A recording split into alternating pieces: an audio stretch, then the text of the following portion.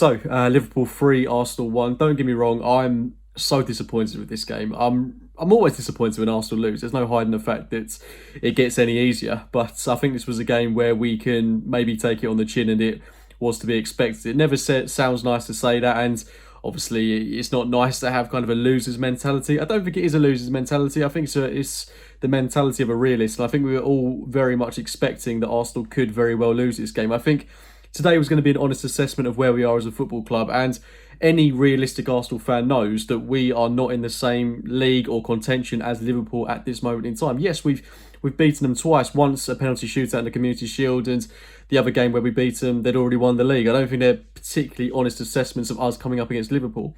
Whereas the game today, I certainly think it was, and we were outclassed. And I've got no problem saying that. Liverpool are a class side. They've got great players. Their front three is formidable. You know, they take the likes of Thiago Henderson out of the team. They can replace them with the likes of Wijnaldum, Fabinho, Keita. It's a great midfield, and they've got strength in depth. And going away to Anfield has not been a happy hunting ground for us in recent years. I mean, I'm still having flashbacks to when we lost 5-1 and Mikel Arteta was even playing in that game, scored a penalty. That was a horrible game, and all the results at Anfield thereafter have not been positive. Funnily enough, that game where we won 2-0 in 2012, Steven Gerrard, likes of Dirk Kuyt, I think, were playing in that game. Santi Cazorla, Lucas Podolski scoring so early on into their Arsenal careers. That's the game that really sticks in my mind away from home at Anfield. And even when we beat them 2-1, Robin van Persie with that unbelievable goal, those feel just round the corner for me. But they were almost 10 years ago. It's crazy to think that, but it's a long time since we've got a result at Anfield, and we were no closer to doing it this evening. I think in that first half, we were very passive. We were very extraordinarily fortunate to go 1-0 up through a very soft goal. It was an excellent break, really good counter-attack, and that's the benefit of playing in this more conservative way. You get opportunities like that, but that was the only real chance we had in the first half. And fair play, we took it. It wasn't eloquent. It wasn't exciting. Well, the break was exciting. The finish certainly wasn't. Terrible ball from Maitland-Niles, Robertson making a hash of it, and then Lacazette being on hand to really scrappily finish it past Alisson. 3 goals in 3 for Lacazette. It's a real shame he couldn't score that one he got later on in the game, because that's the one that's really stung us in the back. But I hope he doesn't dwell on it, because we've got a game on Thursday against Liverpool. I know that Lacazette will be rested in that game, but I'd be more than inclined to start him in that match just to get his confidence back up. A goal at Anfield following what happened this evening, I think we're doing the world of good. And if not, we've got Sheffield United up next. You'd hope he'd get a goal in that game. But 3 and 3 for Lacazette, you can't really grumble about that, but you can certainly grumble about that missed chance. Your striker has to be taking those chances. It's a good save from Alisson, but it's right at him. Lacazette has to do a lot better there, and you can't help but feel that offside chance he had not too long before was stuck in his mind. He was caught in 2 minds. He didn't know what to do, and he's just hit it with power and with no real accuracy. So it's a real shame. But again, these are the games you learn from. And as I say, Liverpool are a league above us at the minute, and we are a work in progress. But I don't think we're, I say Liverpool are a league away from us, but I think we are a few small tweaks away from being a bit closer to them. I think you take out some of the players that maybe we need to improve on. I'm looking at the likes of Rob Holding, El Neni. Not that I thought El Neni was particularly bad this evening, but it's just so obvious when you see El Neni and Xhaka on paper. It's conservative. It's not exciting. You know kind of what game you're going to get from Arsenal, and I don't want to be saying that so early on into Arteta's tenure in the new season, but that is a negative way of playing, in my opinion. And I can totally see the understanding. You want to show Liverpool respect. You want to catch them on the break. In my opinion, in the first half, we showed them far too much respect. We didn't create enough opportunities. And it's only when we brought Ceballos on that we started to create more. We started to dictate the play. You can't help but feel, had we done that from minute 1, okay, we might have been a bit more susceptible to damage, but we might have scored another goal or two. We might have even had more chance on the break, because we created hell of a lot more in that second half, and we matched Liverpool, in my opinion. In fact, I'd say we even bested them at times. So it's frustrating that we do play that way, but I do think if we just have a bit more confidence and a bit more belief, I don't want Arteta to get sucked into this negative way of playing away from home, because we are a good football side, and we can definitely take it to the likes of Liverpool, City, Leicester, United. We can take it to them because we've got the personnel to do it. And when you think if we are to sign someone like Houssem Aouar, I don't know how to say his name, you're going to have to forgive me, but if we sign this guy, having him alongside Xhaka, bringing in Partey potentially, I think it's going to be a massive coup if we're able to get Partey and Houssem, I'll just say his first name. If we get the two of them, that would be unbelievable for us. It transforms our team massively, really, really transforms our team. It's a big if though, and I think even if we get one of them in, It makes us a better side immediately. You look at having Hussein alongside Granit Xhaka, possibly with Dani Ceballos at home. That's a very exciting midfield. Then away from home, at least you've got the option of someone like El Neni. I mean, it's good to have those options. I just think playing El Neni and Xhaka, especially when you're playing five at the back, when out of possession, it is very, very negative. The positive with El Neni is he does run around a lot. He's very dogged. He will make a nuisance of himself, but he's just not a progressive footballer, and that's the one downside of having him in the team. And you're relying on Xhaka to be that creative link between midfield and attack. And as you saw, Willian, Lacazette, Aubameyang hardly touched the ball in that first half, and that's just because we just couldn't get them on the ball because we didn't dominate possession. We had no possession to dominate. In fact, I also think there's problems at the back, and we're all aware of this. Rob Holding at right centre back, I think, is a problem that is becoming more and more glaringly obvious. I'm surprised Saliba wasn't in the squad tonight. You know, I'm not saying he should start the game, but he wasn't in the team. And I know he's 19 years old, extremely young, coming into the Premier League for his first full season. It's not going to happen overnight.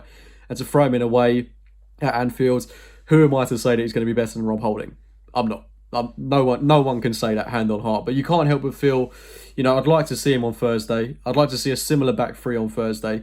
I'd like to see what Saliba can do, because I think Holding is the one we definitely need to upgrade on. You know, it looks like Mustafi is going to be leaving. He was very good in the second half of Arteta's season. I think he really, really did improve.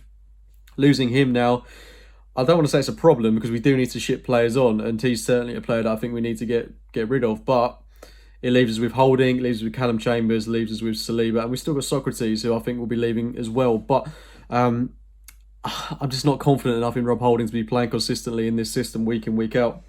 I think we've got to give Callum Chambers a run out. He's not played in a year. And then you've got someone like Saliba. They're the only two real options we've got there. Gabriel will not play at right centre-back. He's a left footer. David Luiz will not play at right centre-back. He stays in the heart of that defence, and I think that's pretty obvious. I don't think he's going to be moving to the right-hand side anytime soon. So it comes down to Saliba and Chambers that are going to disperse Rob Holding, and they have to do it because we need someone better at playing it out from the back than Rob Holding. But the issue is Callum James hasn't played for so long. No guarantees that he'll slot into the team right away. Saliba is 19 years old. No guarantees that he's even going to be any good in his first Premier League season. I've got total faith in him, but I mean, you just can't predict it. 19 years old, first season in the Premier League, you know, it's not a good combination. But, you know, age is just a number. I'm sure he can prove the doubters wrong. As I say, no point getting too caught up in that conversation, but we do need to upgrade in that right centre-back role. That's evidently clear. And also, Bernd Leno. Now, this is a tricky one to talk about, because there's obviously so much stigma attached to the Martinez-Leno debates. Martinez saved a penalty on his Villa debut, made another magnificent save today, and he's looking like a real good signing for Aston Villa. 2 clean sheets. Leno is a good shot stopper, and I'll say that much. He is a very good goalkeeper. If you were playing football 10 years ago, he'd probably be spoken about as one of the best goalkeepers in the world, because you didn't have to do any of the stuff with your feet. But in terms of playing it out from the back, he is limited, really limited. And this is the one thing I noticed with Martinez, is that he was so good at playing it out from the back. He picked out passes. I think even in the game against Liverpool at home last season, he made a fantastic ball through to someone. He is such a good distributor of the ball. No point talking about him because he's not our player anymore. But Leno is so limited in this area. If you look at all the passes he makes, they are all within about 5 metres to either his immediate right or his immediate left, or immediately about 3 metres in front of him. All of those passes put us in immediate danger. And he just doesn't fill me with confidence. He doesn't fill me with particular confidence on crosses either. He doesn't really command his box in the way that Martinez does. And I hate to keep referencing Martinez. But I'm still a bit sour about the decision to let him go, to be honest with you. I think a few of us are, but the decision has been made. I've got to have faith in Leno. I'm sure goalkeepers throughout this season will make mistakes, but that was frustrating. The other thing to talk about, obviously, is the incident that happened a couple of minutes into the game.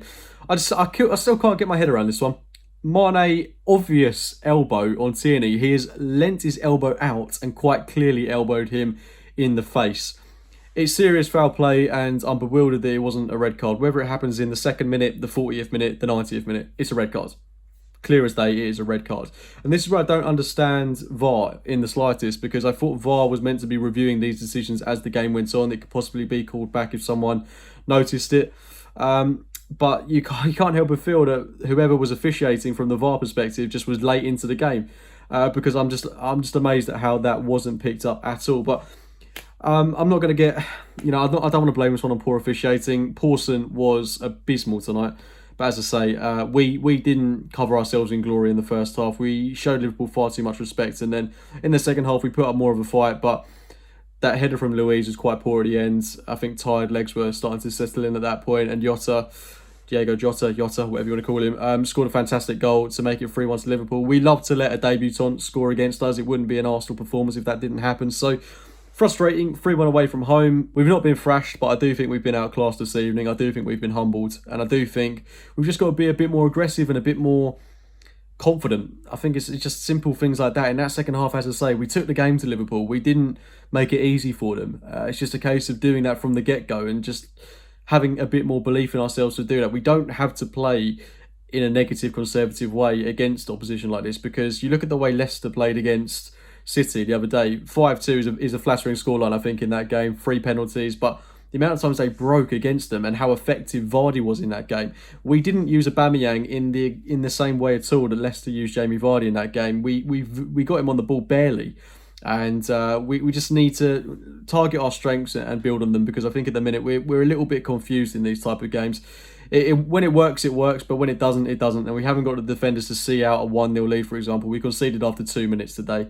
And then the defending on the Robertson goal was really poor as well. So lots of work to be done, but lots of progress has already been made. And that's the big positive I can take from this match. And, Liverpool again on Thursday. Looking forward to that one. Should see Reece Nelson. Pepe has to start that game and has to play a lot better. He was really poor for the 20 minutes he was on the pitch today. Those corners in particular were dreadful. But we need to see what other options we've got in the side. And I'd like to see us be a bit more expressive in that game and play with a bit more confidence from the start. And I'm sure we will with the players that want to prove a point in this Arsenal team. But yeah, as I say, lessons learned, progress has been made. Sheffield United next in the Premier League. They've not had a good start to the season. That's got to be 3 points. But 2 wins out of 3 in the Premier League so far. We've played Liverpool, got it out of the way early on. And we've got tough games coming up, but progress is there and a few more additions to come in. This can be a very exciting season from an Arsenal point of view, and I've still got total faith in what Mikel Arteta is doing. But anyway, guys, that's my thoughts. Let me know your thoughts on the game in the comments box below. Drop a like on the video if you've enjoyed it, and as always, I'll be speaking to you very, very soon. See you later, guys.